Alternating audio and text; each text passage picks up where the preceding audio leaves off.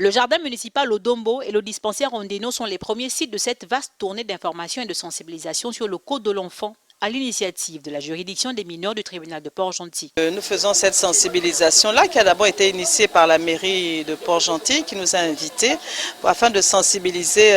dans les différentes crèches et les dispensaires parce que nous avons constaté qu'il y avait malheureusement certains décès d'enfants qui étaient élèves dans leurs établissements et ça avait été constaté par les monitrices, par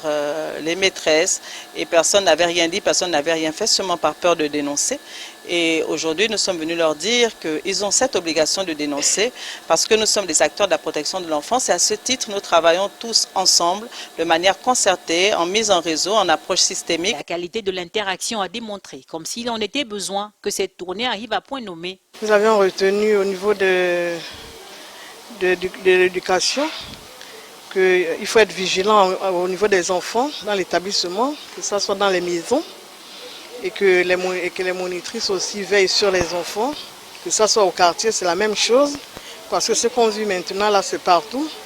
ça devient un fléau, a été bénéfique pour nous et ça nous va trop au cœur. Nous avons été édifiés quant au code que nous ne connaissions pas, justement, pour beaucoup des membres du personnel. Donc à présent, nous savons exactement comment procéder à l'avenir pour les différents cas que nous pourrons recevoir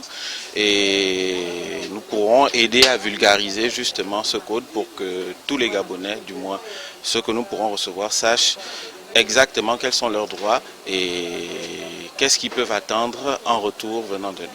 Au terme de cette première journée, il ressort que le code de l'enfant, pourtant disponible depuis 2019, est méconnu du plus grand nombre. Si la présidente de la juridiction des mineurs entend de fait élargir sa tournée aux 4 coins de la capitale économique afin d'apporter l'information à la population, il n'en demeure pas moins que nul n'est censé ignorer la loi qui indique à propos. Toute personne qui est informée d'un fait, d'une infraction commise sur un enfant doit la dénoncer de peur de représailles juridiques. Cette disposition juridique s'applique à tout citoyen sans distinction de sexe, d'ethnie, de religion, encore moins de nationalité.